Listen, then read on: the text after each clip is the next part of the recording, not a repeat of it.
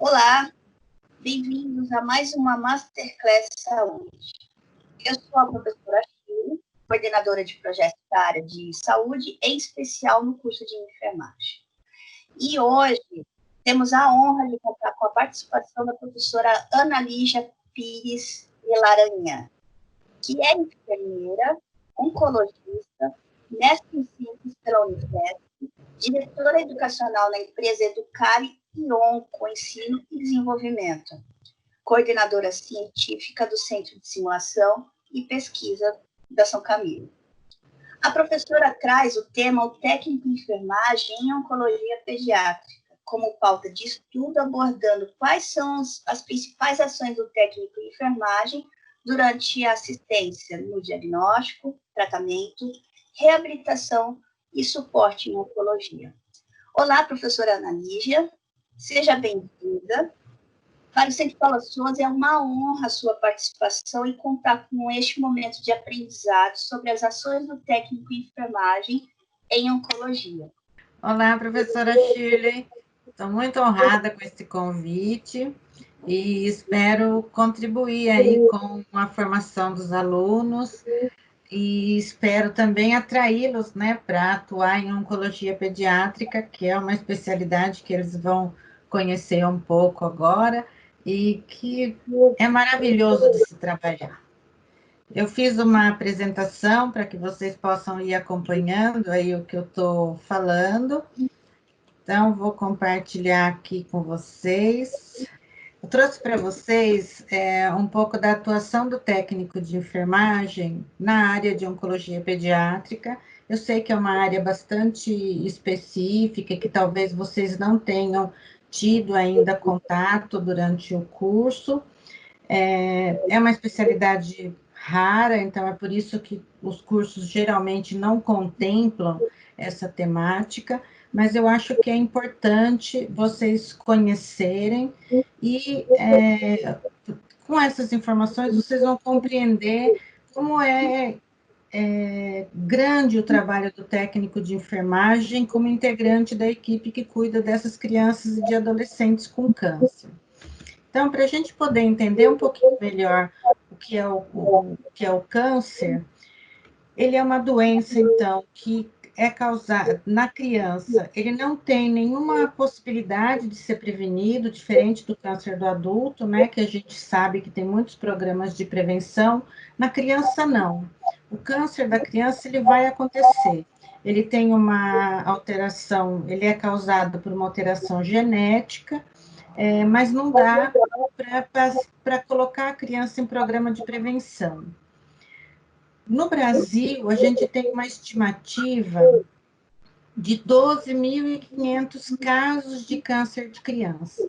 Então, é um número pequeno, porque se a gente pensar em comparar com a população adulta, a gente vai ver que tem 600 mil casos novos de câncer de adulto por ano. E na criança, a gente tem uma população bem menor. Os sinais e sintomas sobre o câncer da criança, a gente pode conversar numa outra oportunidade, mas é uma doença diferente do câncer do adulto, né? Inclusive, a criança tem uma possibilidade de cura, na grande maioria das vezes, maior do que os indivíduos adultos. Como que está distribuído o número de casos pelo Brasil? Então, a gente vê nesse mapinha aí do Brasil que na região norte, a gente tem uma previsão aí que desses 12.500, 1.210 aconteçam aqui. 2.750 aqui na região nordeste, e assim por diante, né? Aqui no sul e no sudeste, a gente tem um número maior de casos previstos, né? A gente tem um número maior aí de crianças e adolescentes nessa região. E também nós temos um número maior de serviços que tratam crianças e adolescentes com câncer nessas regiões aqui. Então, no Brasil inteiro, essas 12.500 crianças aqui, elas vão ser tratadas em 85 hospitais diferentes, tá? Então, se a gente pensar Tá tranquilo para a gente receber 12.500 crianças nesses hospitais, porém, esses hospitais estão concentrados nessa região aqui. Então, é comum que o paciente que mora aqui na região norte, ele tenha que se deslocar para cá, para outras regiões, para fazer o tratamento. O que é importante a gente saber? O tratamento do câncer, ele é longo, né? Ele pode demorar de 6 meses a 2 anos e meio para tratar. Então, vamos imaginar que uma criança que tem leucemia, ela vai demorar aí até 2 anos e meio para concluir seu tratamento. Então, se eu tirei uma criança aqui da região norte e trouxe ela aqui para a região sudeste, para São Paulo, para ser tratada, ela vai ficar fora da sua realidade, da sua cidade, longe do convívio dos seus familiares por bastante tempo. Não vai ficar esses 2 anos e meio, porque, embora o tratamento dure isso, ele pode ser feito parcialmente no próprio domicílio, na fase de acompanhamento, de uso de medicação oral, quando a criança estiver mais no final do tratamento, tá? Mas para vocês entenderem que quando a gente trabalha nessa especialidade, a gente tem essa oportunidade de conviver com famílias que vêm dos diferentes lugares do Brasil para fazer o seu tratamento. Então, nós que estamos aqui em São Paulo, no estado de São Paulo, né? Nós temos muitos centros de tratamento, mas vamos conviver com crianças que vêm dos diferentes lugares, com diferentes culturas, diferentes necessidades. Então, é um momento de um aprendizado do convívio social, né? De aprender culturas novas e de lidar com esses pacientes aí de culturas tão diferentes. Então, além da parte técnica, a gente consegue também aprender esse lado de cidadania, né? De conhecimento das diferentes culturas do Brasil. Então, se a gente for pensar na doença que mais mata as crianças no Brasil, nós vamos saber que é o câncer, tá? Então, a primeira causa de morte na população pediátrica, até os 19 anos, então o adolescente, por doença, é o câncer.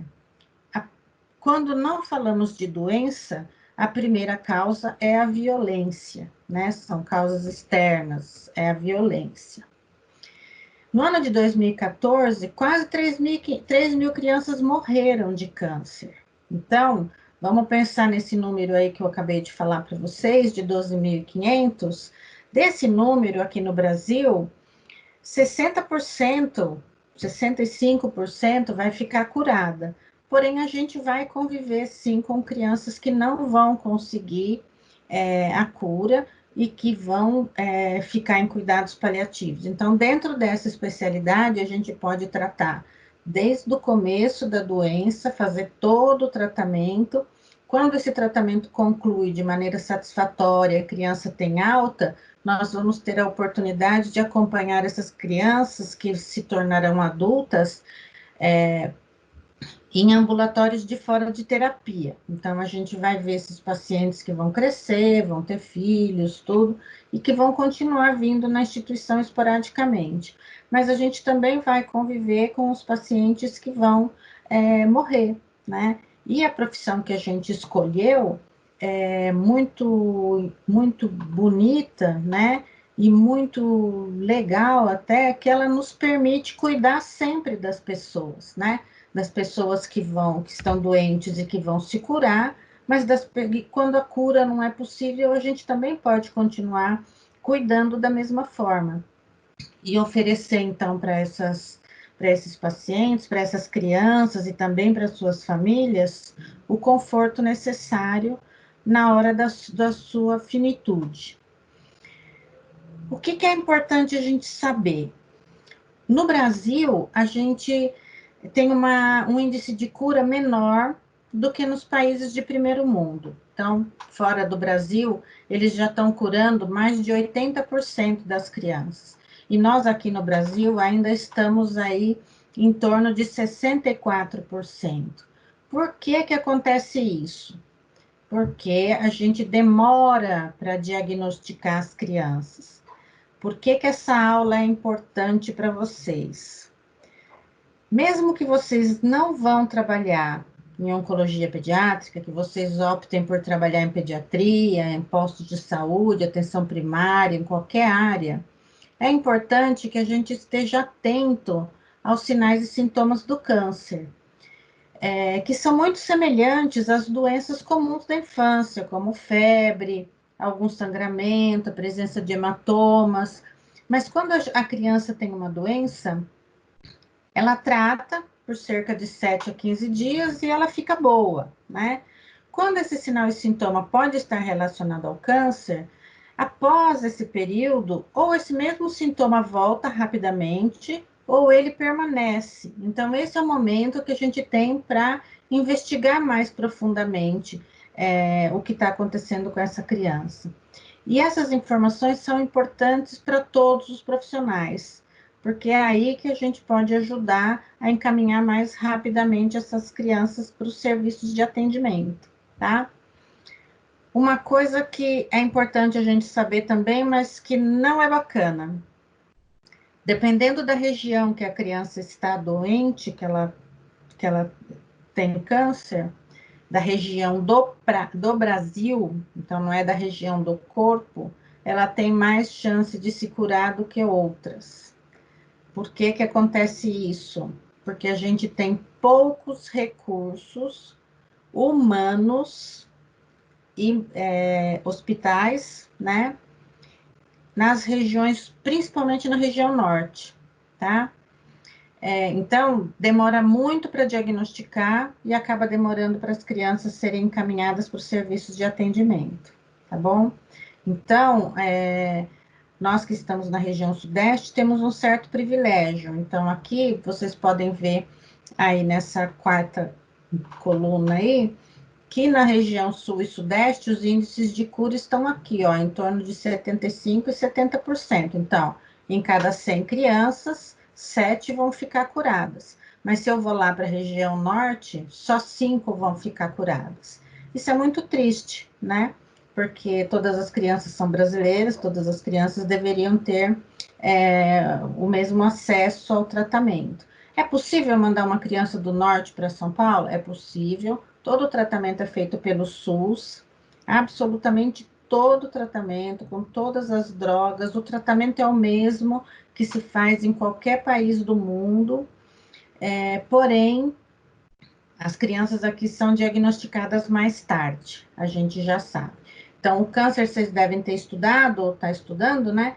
Quanto mais eu demoro para fazer o diagnóstico, mais complicado vai ser o seu tratamento, ou menor a minha chance de ficar curada, porque ele avança dentro do corpo do indivíduo, tá bom? Como que se trata o câncer da criança?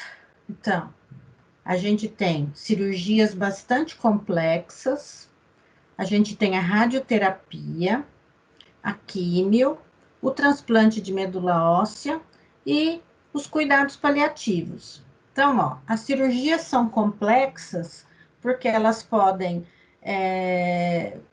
significar que precisa fazer uma craniotomia, por exemplo, para remoção de um tumor. Então, as neurocirurgias são bastante complexas. Exigem, então, equipamentos de última geração e profissionais altamente capacitados, tanto da equipe médica e cirúrgica, né, como da equipe do centro cirúrgico. A gente vai ver depois ali, mais para frente um pouquinho. A radioterapia, então, é quando o aparelho emite uma radiação diretamente no tumor, tá? Se usa pouco em crianças, mas ainda se usa. Então, nesse ambiente de tratamento, nós temos também os técnicos de enfermagem. Nesse momento da radioterapia, o técnico não é exclusivo para o atendimento de crianças. Ele atende, então, adultos e crianças. Por quê? Os serviços de radioterapia, o tratamento dura pouquinho tempo né, no mesmo dia, então, alguns segundos de aplicação, mas vários dias. Então, ele é prolongado, às vezes 20, 30 dias que o indivíduo tem que ir lá todo dia para fazer o tratamento. E as crianças, então, são minoria, né? Pensando, então, naquele número de que mais ou menos 600 mil pessoas adultas com câncer vão aparecer durante todos os anos, as crianças aparecem em menor número. Então, a gente tem um número maior de adultos irradiando. A quimioterapia, que então é o uso de medicamentos com a finalidade de matar as células do câncer. Então, a gente pode também conversar um outro dia sobre isso. Essas drogas, elas são capazes de matar realmente as células do câncer. Só que elas também matam as células boas, principalmente as células de defesa do organismo. E isso dá uma série de efeitos colaterais e complicações para a criança. E aí, então, nós vamos precisar do técnico de enfermagem na terapia intensiva, na unidade de internação, técnico de enfermagem que seja capacitado para fazer procedimentos de alta complexidade, que nós já vamos ver. O transplante de medula óssea também é um serviço onde só atuam enfermeiros e técnicos de enfermagem, porque o paciente é de alta complexidade, é um paciente grave, que fica internado mais ou menos de 20 a 30 dias, né? Até que ele receba a medula e essa medula, então, pegue, que a gente fala, né? A medula está funcionando naquele indivíduo. Então, isso que a gente chama de pega da medula. Então, é importante que a equipe, então, esteja bem preparada aí para cuidar desses pacientes. E os cuidados paliativos. Os cuidados paliativos, pela Organização Mundial de Saúde, não é só quando não tem mais nada para ser feito que ele vai entrar. Os cuidados paliativos, na realidade, eles devem iniciar junto com o diagnóstico. Por quê? Qual é a finalidade do cuidado paliativo? Não é oferecer conforto para o paciente? Então, quando ele inicia o tratamento, se ele já tem uma dor, ou se ele está apresentando muitos vômitos, e a gente vai medicando e controlando esses sintomas, a gente já está fazendo os cuidados paliativos, tá? Onde eu estou oferecendo o conforto para ele. Então, aquele conceito de que entrou em cuidados paliativos só quando está no final de vida, ele na realidade não existe mais, né? Os cuidados paliativos iniciam junto com o tratamento de cura. Isso é um conceito relativamente novo. E aqui, só para vocês terem uma ideia das ações que podem acontecer na unidade de ambulatório, né? Quando a gente está trabalhando numa instituição ou num setor de oncologia pediátrica, o que a gente vai esperar que o técnico de enfermagem esteja dominando, né? O que se faz numa unidade ambulatorial? Se faz o diagnóstico, né? Então, a recepção, o primeiro contato do paciente é nesse local, no ambulatório, para se fazer o diagnóstico e o tratamento. Ele vai internar somente em algumas situações ou diante de algumas complicações. O objetivo é que a maior parte do tratamento ela seja feita realmente a nível ambulatorial, tá bom? Então, o que nós temos aí de exemplos que a gente tem que destacar a atuação do técnico de enfermagem? Nessa primeira foto aqui, a gente vê, então, a punção venosa, né? O técnico de enfermagem preparando aí para uma punção venosa. E se vocês olharem nessa foto, a criança olha diretamente para o rosto do técnico de enfermagem. Por que aconteceu isso? Porque já existe uma relação de confiança. Então, o técnico na oncologia pediátrica, ele trabalha com a confiança da criança e da sua família. Na nossa realidade, não existe restrição da criança, restrição física. Então, nós vamos precisar pegar uma veia, nós vamos então restringir a criança. Isso jamais vai acontecer. Na grande maioria das vezes, apenas nos primeiros encontros, a criança tem um estresse muito grande nesse momento. Nos seguintes, ela já desenvolve essa relação de confiança e ela é capaz de, mesmo pequena, estar sozinha com o profissional, então a mãe está próxima, mas não está junto. Geralmente a criança não está no colo da mãe, já está sentada na poltrona, e ela tem essa confiança no profissional que vai funcionar a sua veia. Antigamente a gente pensava que alguns procedimentos que a criança passa durante o tratamento, que são extremamente dolorosos, mas que são feitos em menor número de vezes, como, por exemplo, uma coleta de medula óssea, uma punção de líquor. A gente pensava que esses momentos é que eram de maior estresse para a criança. E aí fizeram uma pesquisa que ela nem é muito nova, ela já tem algum tempo, para saber qual era o procedimento que causava mais dor nas crianças. E aí, qual foi a surpresa que a gente teve? Que esse procedimento que causava mais dor, que traumatizou mais as crianças, era a punção venosa periférica. Por que isso? Porque ele acontece o maior número de vezes. Então, esse é que era o, o, o fiel da balança para as crianças, né? Quanto mais vezes eu me submeto a esse procedimento, ele é o que mais me incomoda, o que mais me causa desconforto. Então, a punção venosa, que para nós é um procedimento corriqueiro, né, que a gente faz muitas vezes durante o mesmo plantão, quando a gente fala de oncologia pediátrica, a gente tem que ter a preocupação de, além de executar esse procedimento com toda a técnica correta, a gente vai estar lidando com a confiança da criança e da sua família, tá? Então, esse é um momento que é muito bonito na nossa profissão, que a gente às vezes fala, né, o momento punção de veia é uma coisa tão simples, né? Não é um procedimento complexo, mas é um procedimento que a gente tem que valorizar bastante. Nessa segunda foto, a gente vê uma quantidade imensa de medicamentos aqui, ó.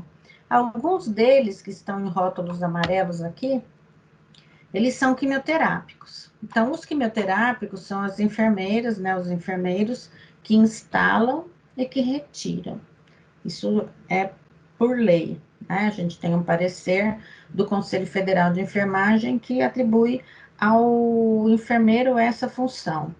Porém, tem uma gama de medicamentos para controlar o vômito, a hidratação, se precisar de uma coleta de exames durante a administração dos quimioterápicos. Então, medicamentos para dor, protetores gástricos. Então, tudo isso é o técnico de enfermagem que realiza, que instala e que controla todas as infusões. Então, é importante que a gente aprenda, que a gente tenha conhecimento sólido sobre os medicamentos, tá? Nesse outro ambiente aqui, a gente vê essa sala aqui, eu peguei uma foto da internet, mas esse ambulatório aqui é da quimioterapia do Hospital Santa Marcelina de Itaquera. Lá tem uma ONG chamada Tuca, que é responsável pelo atendimento das crianças com câncer de lá. Então, aqui a gente vê que tem uma poltrona que fica a mãe e uma outra poltrona que fica a criança. É o mesmo ambiente, né? Fica todo mundo mais ou menos junto, e ali eles estão recebendo a quimioterapia ou recebendo um antibiótico. E é importante que o técnico de enfermagem tenha essa visão do todo, né? Do ambiente todo que eu estou trabalhando. Então, eu não posso mais ter a visão só da tarefa que eu estou executando. Eu tenho que saber o que está acontecendo na minha unidade como um todo, tá? Então, dentro da oncologia pediátrica, as unidades são menores, os ambulatórios geralmente também são menores, mas a nossa responsabilidade é grande, né? A gente trabalha sempre com um número bem justo de profissionais, e tem muita coisa acontecendo. Então, é soro que eu estou instalando, soro que está terminando, é criança que está vomitando. Então, é importante que a gente tenha essa visão aí do todo. Aqui embaixo, a gente vê, então, a importância dos controles, né? Eu deixei aqui esse soro para a gente lembrar que o balanço hídrico é uma coisa importante dentro de pediatria, de um modo geral, né? Mas das crianças com câncer também. Então, elas precisam receber o quimioterápico, ele precisa agir dentro do seu corpo, e na maioria das vezes ele é metabolizado nos rins e no fígado. Então, ele precisa passar pelo organismo e ser excretado, ou geralmente é pelas vias urinárias. Então, é muito importante que a gente controle o que a criança está recebendo e o que ela está eliminando de fluidos, né? Para quem gosta de tecnologia, a gente tem aqui um exemplo, ó. Isso é uma ressonância magnética de um hospital do Rio de Janeiro, que tem a decoração baseada em cenas do fundo do mar. E nesse serviço, eles são especializados em atender criança, então tem toda a decoração para que a criança consiga fazer uma ressonância, que é um exame difícil, né, para ser feito, por conta de que a criança tem que ficar sozinha, tem o barulho do equipamento, muitas vezes ela precisa ser sedada. Então, é uma área importante também para os técnicos de enfermagem. Não vão atender só crianças com câncer, mas quando o serviço é especializado em crianças, vocês vão atender muitas crianças. Então, é um universo novo. Às vezes a gente pensa que o curso só nos dá a oportunidade de área hospitalar, né? Não, a gente tem várias áreas que é importante que a gente conheça. E lembrar que na oncologia pediátrica, as técnicas simples, os procedimentos simples, como a punção venosa, que a gente começou falando nesse slide, ele é um dos procedimentos mais importantes para a cura da criança, porque é através do acesso periférico que ela vai receber, então, todo o tratamento, todas as quimioterapias necessárias para a sua cura. Posso ter catéter central? Preferencialmente eu tenho catéter central, mas nem sempre a gente tem recurso disponível para isso. Dependendo do catéter central, ele só é manipulado por enfermeiros, porque implica em fazer o diagnóstico de alguma intercorrência que possa estar acontecendo ali. Mas a habilidade da punção periférica, a gente conta bastante com o técnico de enfermagem. Aqui a gente vê, depois que a criança passou pelo ambulatório, que eventualmente ela pode precisar passar por uma unidade de internação, ou porque ela pode ter sondas, pode estar num pós-operatório, ela pode estar na vigência da diminuição da sua defesa, está tendo infecções, pode estar em risco para choque séptico. Então, quando a criança está internada, é o momento em que ela corre mais risco, né? Porque ela está, na grande maioria das vezes, sem as células de defesa, né? E precisa receber, então, muitos antibióticos, hidratações, os mesmos protetores gástricos, anticonvulsivantes. Então, tem uma gama de medicamentos que são administrados aí. O que a gente não pode esquecer? Estamos lidando com crianças, elas se desenvolvem, né? Lembram que o tratamento é prolongado, então elas vão crescer durante esse tratamento. Então é importante que a instituição, né, onde ela está trabalhando, tenha uma escola para que ela possa dar seguimento aos seus estudos e que ela também possa interagir socialmente com outras crianças, com outras famílias, e tenha também um pouco de lazer, né? Então, nas brechas do tratamento, ela se comporta como uma criança normal. Então, é muito comum que a gente encontre cenas assim, ó. A criança tem uma sonda nasointeral, né? Ela tem uma fixação aqui na face, e essa criança, a gente não percebe que ela fica tentando tirar a sonda, porque ela já compreendeu que isso é temporário, né? e que ela vai precisar ficar com a sonda. E nós somos os responsáveis por todo esse cuidado aqui. Muitas vezes a gente tem crianças que ficam com traqueostomia, com outras ostomias, né? E vão precisar de um suporte, ou por um tempo curto ou prolongado, que pode ser só na instituição hospitalar, mas ela também pode ter situações onde ela vai para o domicílio desta forma. Então, é importante que a gente tenha o conhecimento para lidar com essa família, com esse paciente que está aprendendo essa nova condição de vida, essa mãe que nós vamos estar ensinando como que cuida, como que eventualmente aspira a sua criança, como que segura a criança no colo.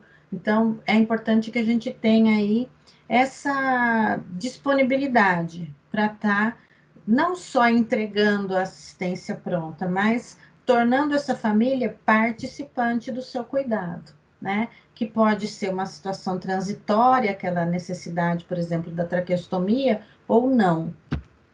Então, aqui a gente vê, na figura do meio, as crianças já se adaptando para a era do Covid. E a gente tem que pensar que as crianças de oncologia, elas já convivem com as máscaras, né?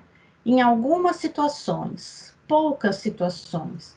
E agora, na situação da pandemia, elas estão tendo que se adaptar às máscaras, como todos nós, né? Por um tempo praticamente total. Nós estamos falando de pacientes que estão na vigência de um tratamento do câncer e que só isso, só esse fato, já os coloca dentro do grupo de risco para o Covid. Então, é muito importante que a gente garanta todas as medidas de higiene, higienização das mãos, dos objetos, o uso do álcool gel e o uso correto das máscaras. A gente não vê aqui nenhum narizinho fora da máscara, né? Como a gente costuma ver muitos adultos nas ruas, a gente ainda está vendo isso. E aqui as crianças estão na escola, ó. Então é como se fosse uma escola normal, só que ela funciona dentro do hospital. E o que tem de diferente aqui? As crianças têm diferentes idades e muitas vezes estão em diferentes níveis de escolaridade. As aulas para eles, então, muitas vezes são individuais, tá? Para que consiga ter o conteúdo específico. O que a gente encontra quando trabalha com crianças com câncer dentro do hospital? Uma equipe interdisciplinar muito grande, então a gente tem o médico, tem a enfermagem, tem a terapia ocupacional, a fisioterapia, o serviço social, os professores, porque quem está nessas classes hospitalares, nessas escolas, são professores, o educador físico, que já ajuda a criança nas questões do seu desenvolvimento, o palhaço que vocês estão vendo aí, que então a criança passa por um período de internação, esses palhaços visitam as crianças e interagem com elas, proporcionando ali momentos de grande alegria, né? Tanto para a equipe, para a família e para a criança. Então, a nossa equipe multiprofissional, ela é cada vez maior, agrega cada vez mais profissionais. Então, o técnico de enfermagem compõe esse universo e tem a oportunidade de aprender com todas as categorias profissionais. Então, ele também está ali para dar a sua opinião sobre o tratamento, a sua contribuição, para falar sobre as necessidades da criança e para ouvir dos outros profissionais como que a gente pode, às vezes, melhorar um pouquinho o nosso cuidado, fazer uma higiene oral de uma maneira diferente, porque o dentista acabou nos orientando de outra forma, porque tem um novo produto a ser utilizado, porque tem um outro cuidado a ser realizado nessa criança. Então, a gente está em franco aprendizado, né? E dentro do centro cirúrgico, as crianças normalmente agora já chegam motorizadas. Então, as instituições já trazem as crianças, vêm dirigindo seu próprio carro, entram no centro cirúrgico e a mãe ou o familiar, né, geralmente os pais, até os dois, né, o pai e a mãe, eles entram na sala cirúrgica até o momento que a criança é sedada. Em seguida, eles saem, né? Não ficam durante o procedimento. Eles saem. Mas a criança ficou segura, né, de que estava tudo bem até o momento que ela dormiu, que ela adormeceu. Quem recebe essa criança lá dentro do centro cirúrgico é a enfermeira e o técnico de enfermagem que acaba levando até as salas, até a sala cirúrgica que ela vai ser atendida. Então, aqui a gente vê a técnica de enfermagem auxiliando um procedimento aqui, que é até um procedimento relativamente simples, que é a colocação de um catéter, tá? Mas a gente tem procedimentos muito mais complexos, como aqui, uma neurocirurgia, com muitos equipamentos, né, durante o procedimento, uma equipe numerosa, procedimentos que duram às vezes 10, 12 horas, então exige uma equipe de alta performance, que a gente fala, com alta capacidade. E acho que o técnico de enfermagem, que é o profissional que está preparado para lidar com pacientes de maior complexidade, deve estar envolvido aí, ele já está envolvido nessas ações do centro cirúrgico. Então, para quem gosta desse ambiente mais fechado, que a gente diz, do ambiente cirúrgico, é uma outra área em que a gente tem uma possibilidade de desenvolvimento profissional bastante grande. A tecnologia é tão grande que a gente já tem salas cirúrgicas que são acopladas à ressonância magnética. Por quê? Durante o procedimento cirúrgico, muitas vezes com o crânio aberto, a criança vai, faz a ressonância e volta para a sala cirúrgica. Então, elas são contíguas, né, uma do lado da outra, geralmente tem uma porta de comunicação, e a mesa cirúrgica vai, faz a ressonância e volta, sem que a criança seja passada de uma mesa para outra, né? Isso é um recurso de altíssima tecnologia, já frequente em várias instituições, e que a enfermagem tem um papel aí fundamental na organização dessa logística, né? Como que a equipe vai se mobilizar de um lado para o outro, com uma cirurgia em curso, então o paciente está com a cabeça aberta, vamos supor, né? Se a cirurgia é na cabeça, e vai voltar para dar seguimento a esse procedimento. Qual que é a finalidade disso? Que a remoção do tumor seja maior possível e feita de maneira mais segura possível para o paciente. E é claro que, embora a gente tenha toda essa tecnologia, esse ambiente frio que a criança vai passar, então, um dia, né, que não vai, normalmente não tem múltiplas repetições de ida ao centro cirúrgico, mas a equipe lá é envolvida com muita humanização, né? Então, a gente vê aqui nessa última foto, a enfermagem, então, colocando a criança no leito da recuperação, né, com soro, com todos os cuidados, e a criança indo para fazer a recuperação pós-anestésica. Então, eu acho importante vocês conhecerem todas as nuances da atividade do técnico, que eu tenho certeza que vocês já estão tendo durante o curso, mas que dentro da oncologia a gente tem um universo à parte, um ambiente bem bonito até para a gente exercer a nossa profissão. Aqui a gente vê a unidade de terapia intensiva. Então, as pessoas que gostam de tecnologia, né, de pacientes mais graves, as unidades de terapia intensiva são geralmente o foco, né, da busca da colocação profissional. Muitas instituições que tratam crianças com câncer, elas têm UTIs próprias, UTIs que só atendem crianças e adolescentes com câncer. Há muito tempo, né, essas crianças já permanecem com seus acompanhantes.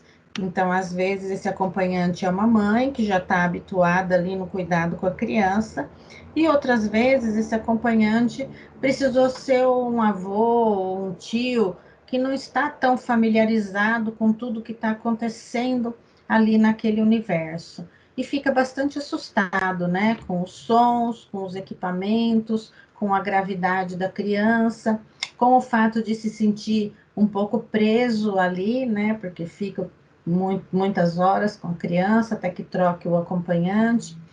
Então, é importante que a gente esteja preparado para dar toda assistência envolvendo o conhecimento de drogas vasoativas,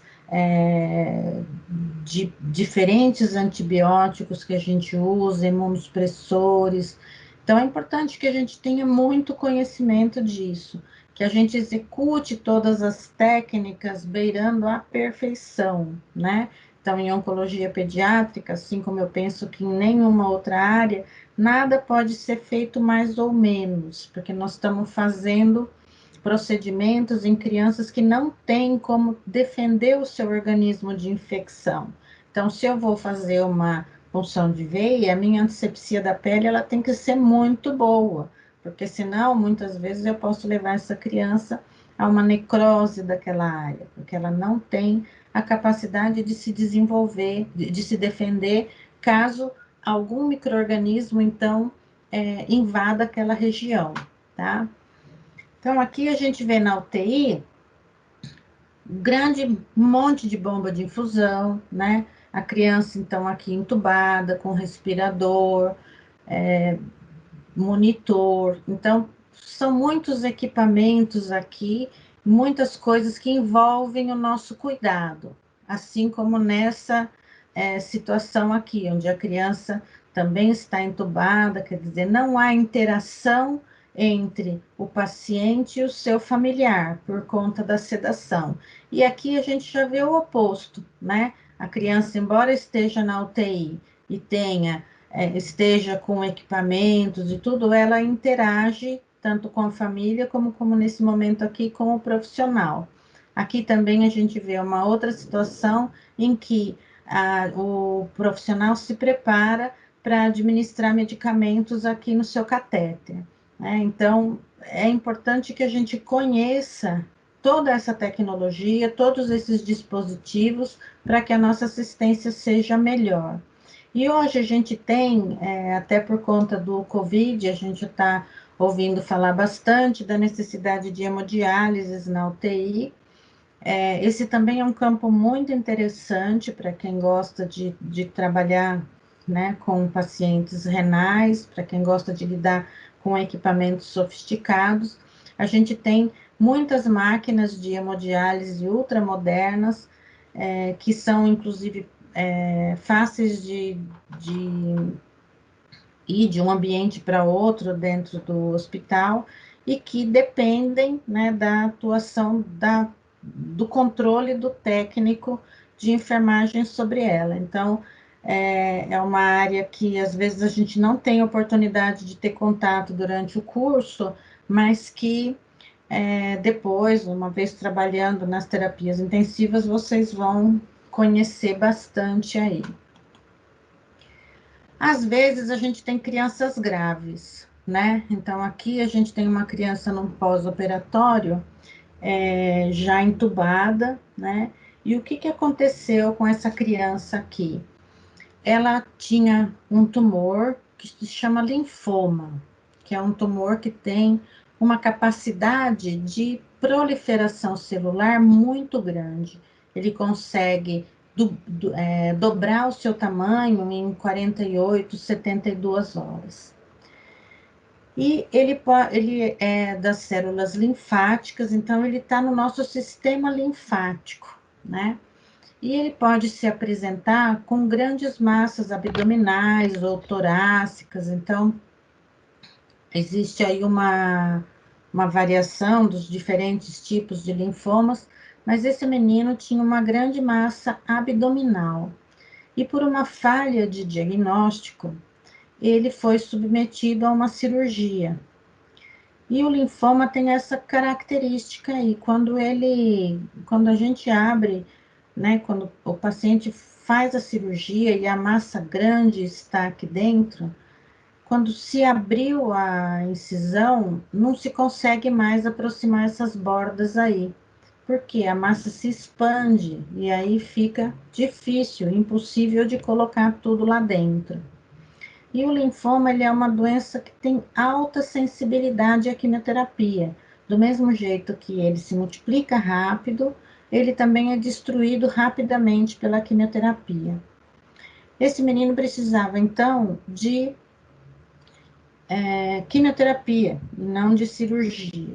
Porém, no ato cirúrgico, diante da impossibilidade de aproximar as bordas, o que foi feito aqui?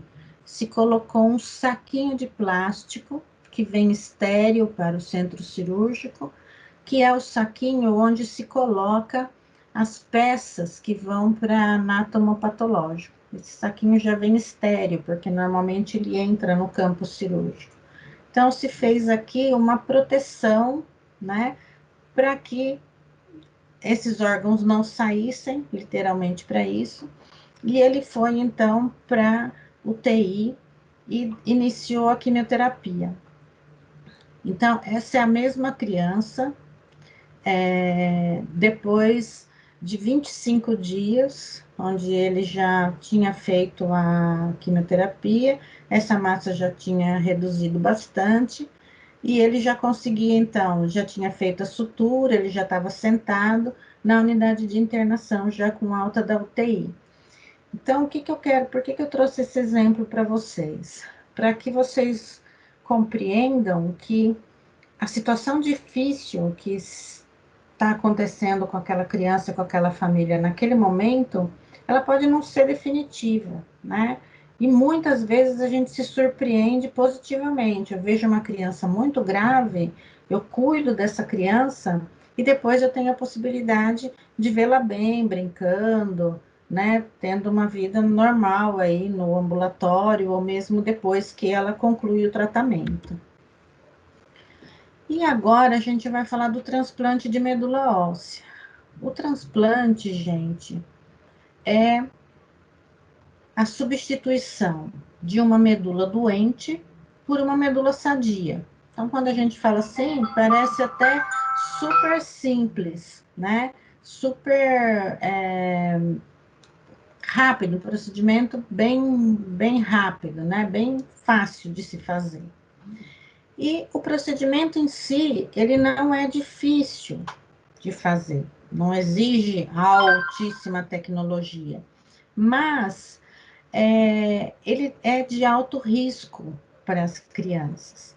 Então, o transplante de medula, ele precisa, então, que essa medula seja coletada de um organismo, de um indivíduo, né? Pode ser que seja de um doador, depende da doença, da situação que o paciente está, ou pode ser do próprio paciente. Então, se é uma medula do próprio paciente, a gente diz que é autólogo. Então, é do próprio indivíduo que vai ser feita essa doação. Se eu vou precisar de uma medula de um doador, a gente vai chamar que esse transplante é halogênico ou halogeneico. Eu vou precisar de um doador que pode ser parente da criança ou que não, que venha de um banco de medula óssea. Como que essa medula é extraída? Uma das formas é essa, ó. A coleta é feita da crista ilíaca. Então, a gente vê aqui, ó, a crista ilíaca é essa localização aqui, ó, o ossinho ali da cintura, né? Com agulhas e seringas que fazem a aspiração da medula. Onde que essa medula está? Dentro do osso ilíaco. Então, isso é importante a gente saber. Essa seringa e essa agulha vão perfurar o osso e coletar a medula de lá de dentro. Eu vou coletar mais ou menos 20 ml de medula para cada quilo do doador. Então, quilo de peso, né? É importante que a gente saiba, então, né, que a gente tenha o perfil do paciente, e essa medula pode ser coletada no dia que ela vai ser infundida. Então, por exemplo, a criança está internada para receber a medula, e o doador vai se internar na véspera, coleta a medula, ela é processada, tratada no laboratório, e em seguida ela vem para ser administrada.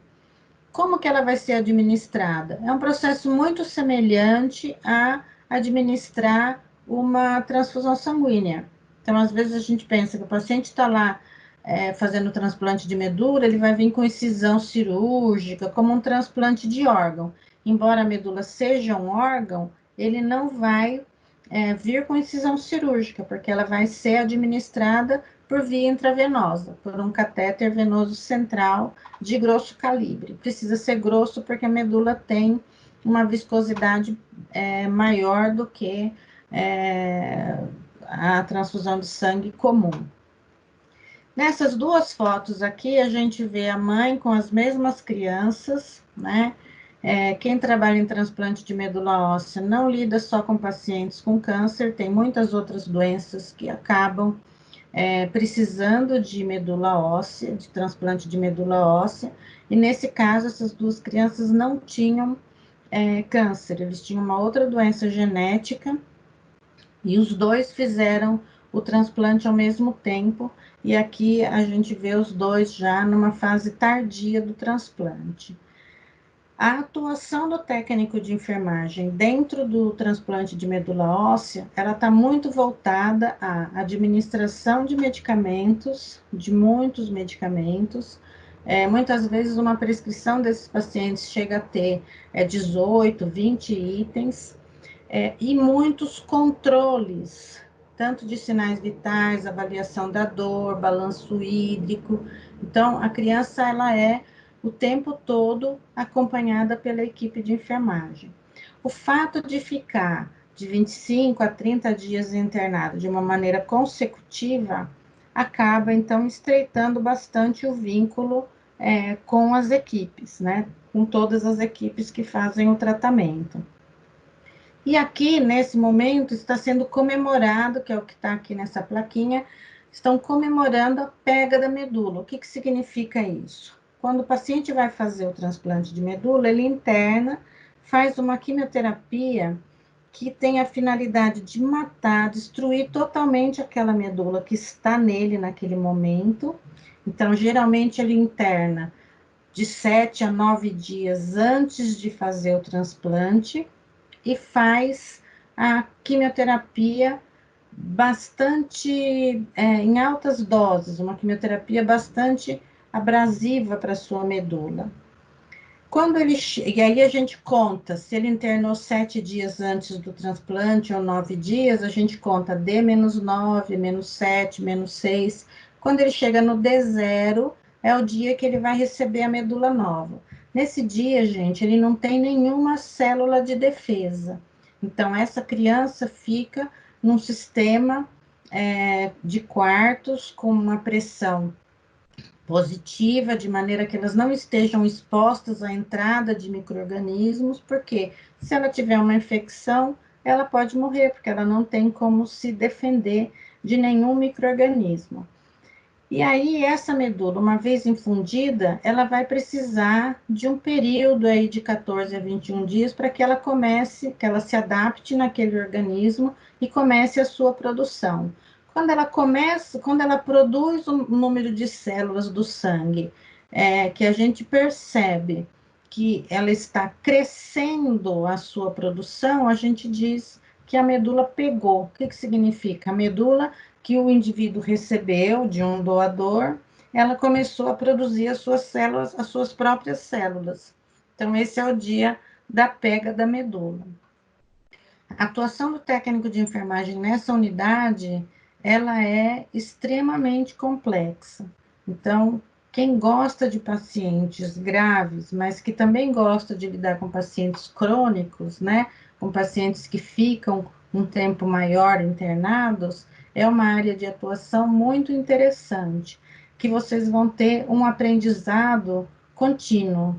tá? Então, sempre se aprende novos procedimentos, novas drogas, novos cuidados. Então, é uma área que que tem um desenvolvimento importante aí para o profissional. O que a gente tem que guardar desse momento de hoje? Quem vai trabalhar nessa área, então o técnico de enfermagem que se interessa por estar trabalhando com oncologia pediátrica, ele tem que saber que ele sempre vai lidar com a criança e com o seu familiar. Então, nunca a criança vai estar sozinha, tá?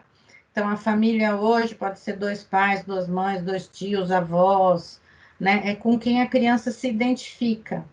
Então, a família sempre vai estar presente dentro do tratamento. O que muda isso para mim?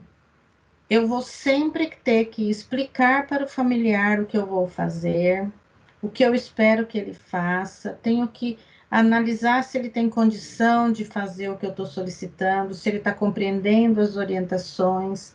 Então, eu tenho que saber que a criança está em segurança com aquele familiar e que os dois se sentem seguros com a minha presença.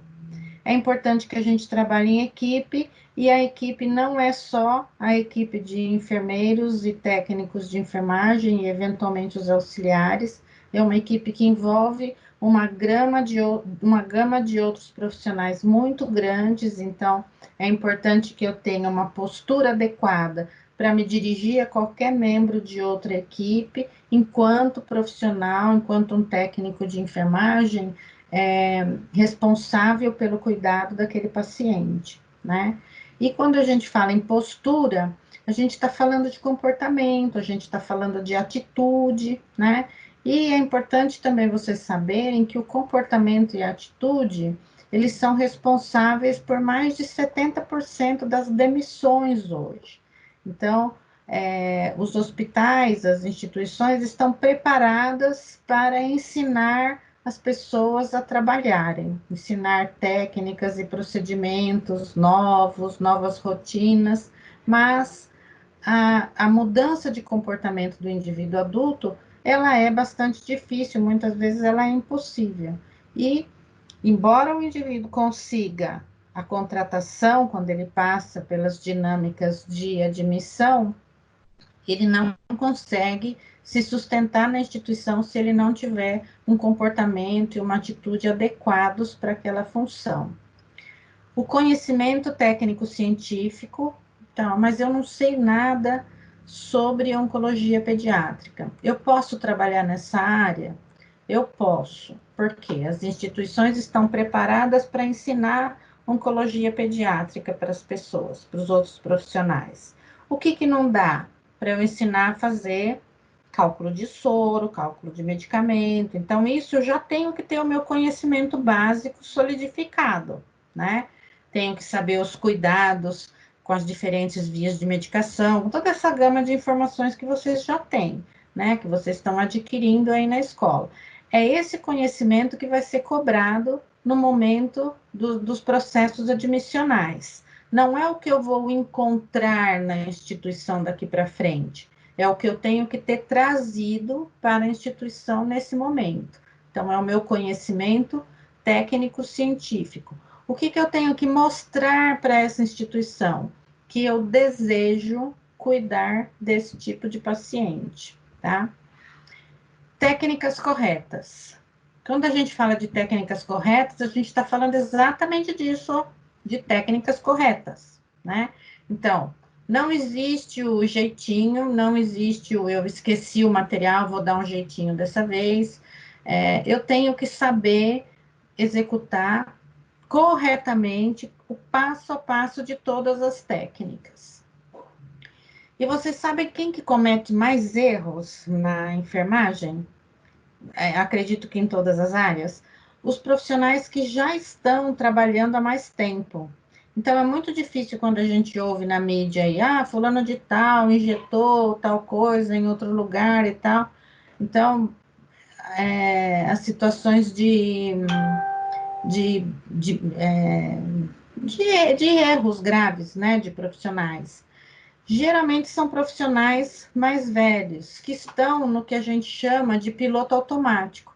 Então, eles já estão tão habituados a fazer aqueles procedimentos que eles rompem, que eles pulam etapas de conferência, na maioria das vezes. Então, administrou o medicamento errado, porque alguma etapa da checagem de medicamento ele não fez. Então, quando a gente fala de técnica correta, a gente está falando de seguir exatamente o que está preconizado nos protocolos, tá? É exatamente isso.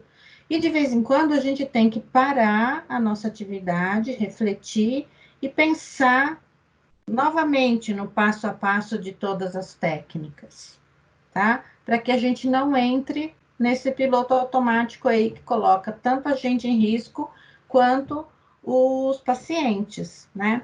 Vocês devem ter ouvido falar que quando a gente comete um erro, por exemplo, na administração de um medicamento, a gente tem a vítima, que é o paciente, né, que eventualmente teve algum dano com relação ao nosso erro, e a gente tem a segunda vítima, que somos nós mesmos profissionais, porque ninguém mais vai ser o mesmo após ter cometido uma falha, e principalmente quando essa falha for irreversível, tá? Uso das precauções padrão. Nós estamos vendo agora, mais do que nunca na mídia, por conta dessa situação do Covid, como que as precauções padrão são importantes, né? E como elas têm que ser executadas corretamente. Então, para as crianças com câncer, para todo mundo, mas para as crianças com câncer, a higienização das mãos, ela é uma técnica que ela é perseguida diariamente em todos os profissionais. O uso do álcool gel e a higienização das mãos, elas são práticas que já estão arraigadas nesses profissionais, tá? Então, é importante que a gente valorize as técnicas que a gente tem para contribuir com a segurança do paciente. O uso do EPI, mesma coisa, né? A gente sempre, se existe o EPI é equipamento de proteção individual, ele tem que ser meu, né? Sou eu que utilizo, sou eu que cuido do meu equipamento de proteção individual.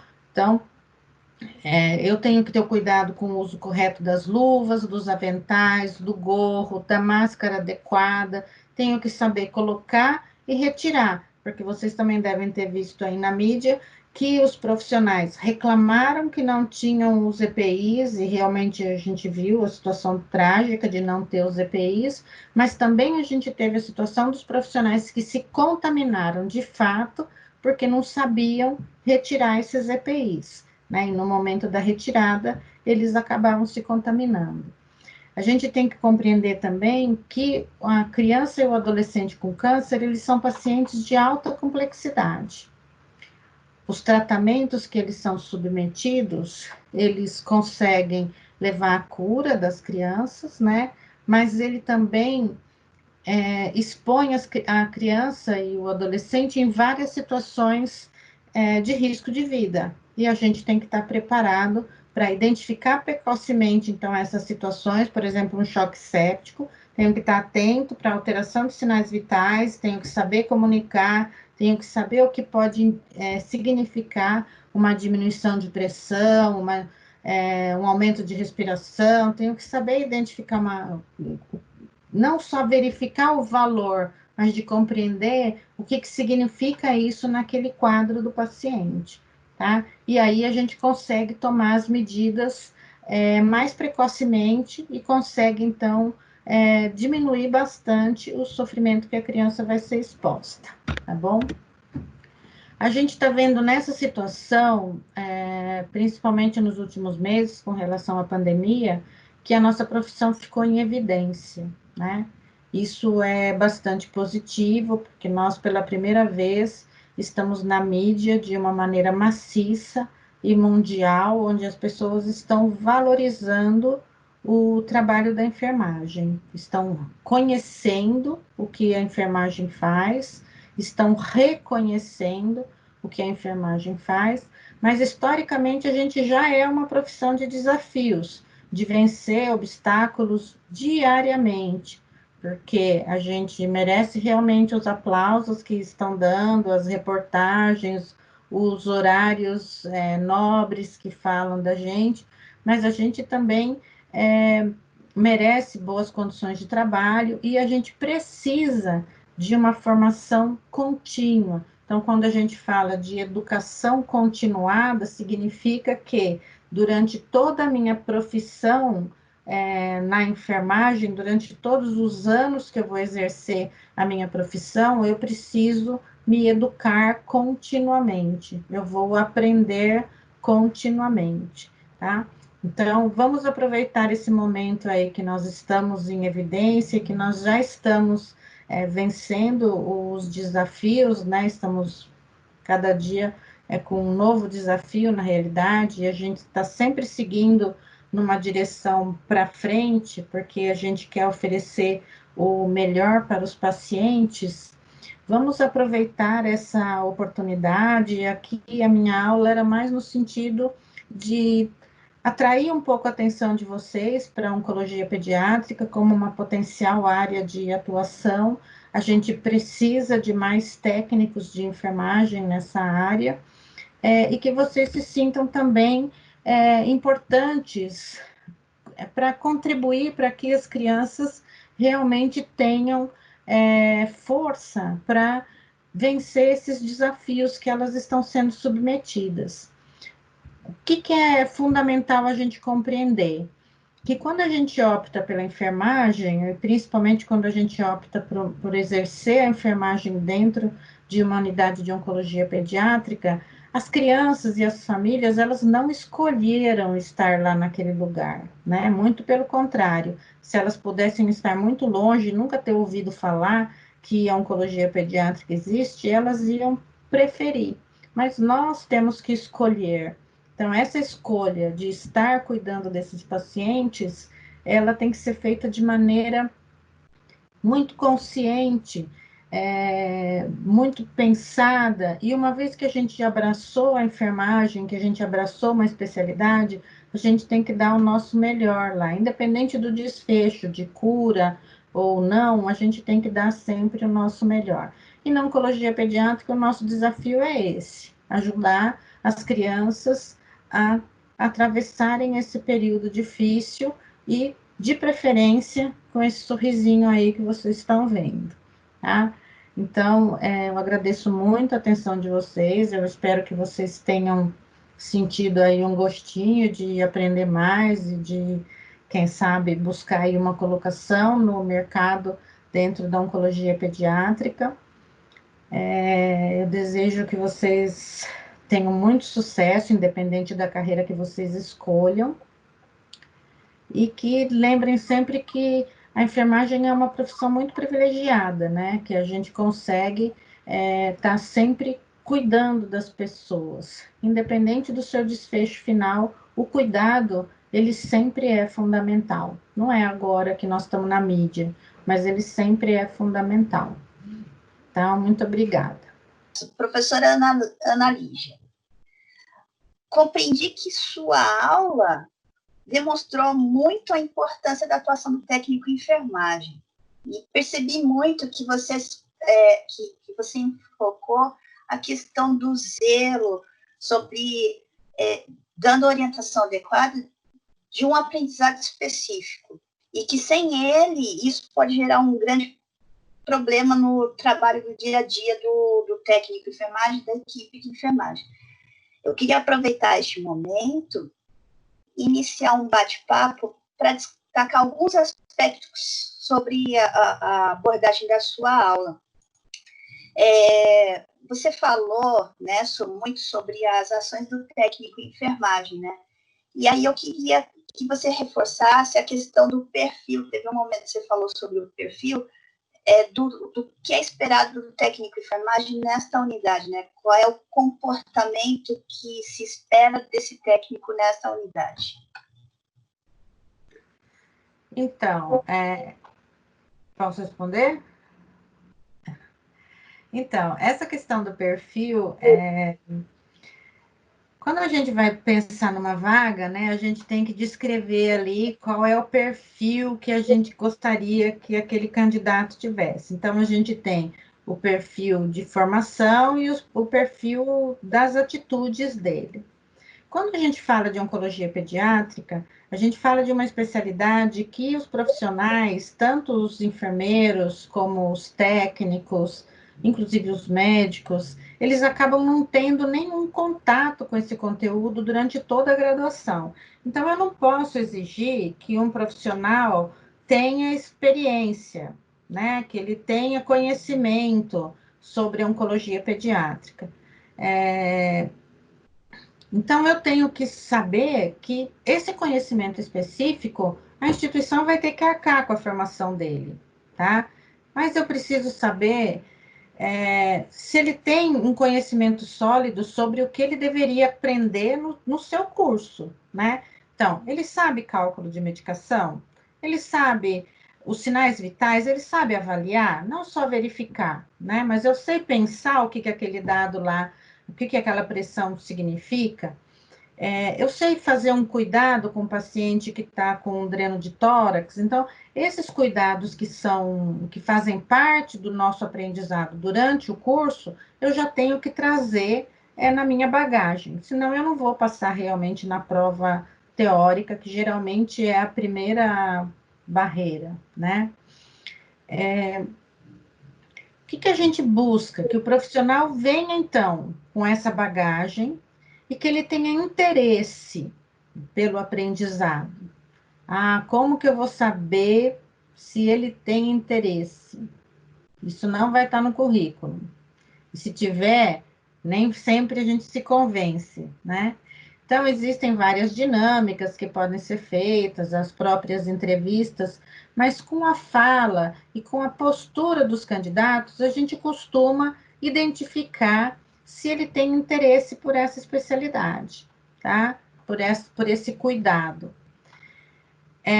Quando a gente vai buscar uma colocação numa área especializada, é importante que a gente entre no site daquela instituição, que a gente se intere um pouco sobre o atendimento que é dado por ela. Ah, eu preciso aprender, então, tudo sobre os tratamentos, cuidados de enfermagem. Não, mas eu preciso conhecer o perfil daquela instituição.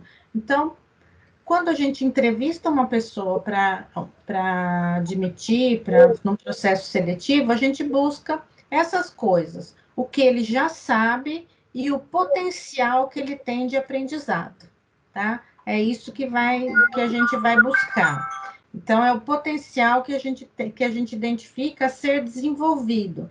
Então, hoje a gente não quer mais as pessoas que vão entrar e vão sempre seguir naquele, né, que vão sempre estar ali para cumprir as ordens. O que que a gente quer? Que o profissional seja dinâmico, né? Que ele aprenda coisas novas, que ele se questione, né? Então, não é o encrenqueiro, mas eu quero que ele traga contribuições para o cuidado. É isso que a gente busca. Uma vez contratado, gente, a postura é tudo. O que que é a postura? É a educação, né? Então, se eu vou trabalhar em pediatria, independente da área, eu vou saber que eu tenho que trabalhar com aquela família. A família é da criança, né? Não é a minha. E muito menos é a que eu queria que fosse. Então, eu tenho que estar desprovida da capacidade de julgar. Ah, essa mãe fez isso, aquela mãe faz aquilo. Então, eu não posso ter esse juízo de julgamento das pessoas. Eu tenho que aprender a lidar com as diferentes possibilidades. Ah, mas uma mãe faz isso com a criança, aquela mãe é chata, aquela mãe isso, aquele pai, aquela não. Então, isso a gente tem que aprender a lidar, né? Lidar, então, com o paciente, com o familiar e com a equipe. A educação, gente, cabe nessas três áreas aí. A empatia. O que que é a empatia? É a capacidade que eu tenho de compreender a situação que o outro está enfrentando, né? E de ser solidário a essa situação. Então, estar num ambiente num hospital de câncer infantil é uma escolha minha, mas não é uma escolha deles, eles não queriam estar lá. Então, vai demorar um pouco para que eles compreendam todas as informações que a gente está dando. E é muita informação. A criança vai aprender a falar uma outra língua, né? Ela vai aprender a falar o nome da doença que ela tem, dos quimioterápicos que ela toma, dos exames, das plaquetas, do que cada um faz. É muita informação. Então, a gente tem que ter aí uma paciência bastante grande e essa disponibilidade para estar sempre compreendendo o que o outro está passando. Eu acho que é esse o perfil que a gente busca, né? É bom saber, né? É bom que você reforça a questão da postura por ser uma unidade extremamente delicada e que precisa de uma atenção mais dedicada, né? É interessante. Eu queria fazer só mais uma pergunta. Teve um momento na aula que você disse que o hospital está preparado para fazer o treinamento do técnico e que ele, mesmo que ele não tenha experiência na oncologia, o hospital prepara-o para fazer desenvolver as atividades do dia a dia dessa unidade. O que ele precisa mesmo é adquirir conhecimento técnico científico básico da sua própria formação. Mas eu queria perguntar para você se você acredita que facilitaria ou teria alguma diferença se o técnico também buscasse uma especialização técnica, uma especialização de habilidade técnica nessa área, faria diferença na hora de entrar para trabalhar na equipe dessa unidade? Você acha que faria alguma diferença? Faz toda a diferença. Então, por exemplo, se eu tiver um profissional que já tem uma formação, né, que já teve contato com esse conteúdo, ele passa na frente dos outros profissionais rapidamente, né? Ele vai ser o meu candidato de preferência. Por quê? Ele já deu um passo a mais na direção dessa especialidade. Então, às vezes, a gente pensa que, eu terminei o meu curso, agora eu vou trabalhar, vou descansar, né? Terminei o curso, eu vou descansar de estudar e vou trabalhar, né? Porque aí todo mundo quer entrar no mercado de trabalho. Isso não está errado, né? Mas nos dias de hoje, a gente precisa dar seguimento ao estudo, tá? Então, se eu terminei o meu curso e eu quero trabalhar um pouco, porque eu ainda não tenho ideia de qual é a área que eu pretendo atuar, eu ainda estou pensando qual é a melhor opção para mim, eu vou trabalhar. Identifiquei essa área, gente, eu tenho que buscar uma formação. Se eu tiver uma formação, e existem cursos de especialização para técnicos de enfermagem em diferentes áreas, né? Então, se eu tiver uma formação específica para a área, eu passo na frente rapidamente. É importante que eu escolha um curso bom, tá? Porque às vezes eu escolho um curso que vai me dar lá o certificado, mas que é um curso que eu não vou ter bons professores, eu não tenho uma boa proposta de ensino. Então, que aquela escola, às vezes, já tem um rótulo no mercado que não é legal. Então, eu tenho que pensar que o que vai estar ali no meu currículo vai chegar na instituição antes que eu, né?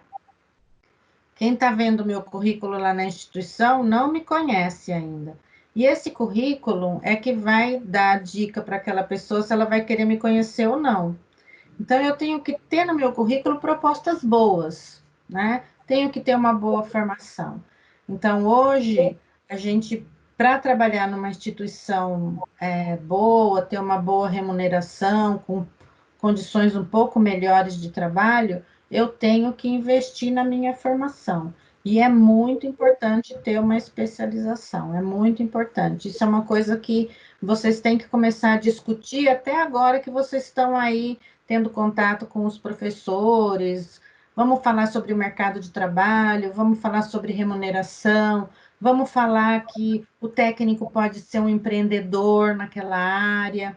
Então, vamos discutir coisas novas, né? Porque nós estamos aí numa época de novidades, de inovações, não de novidades, né?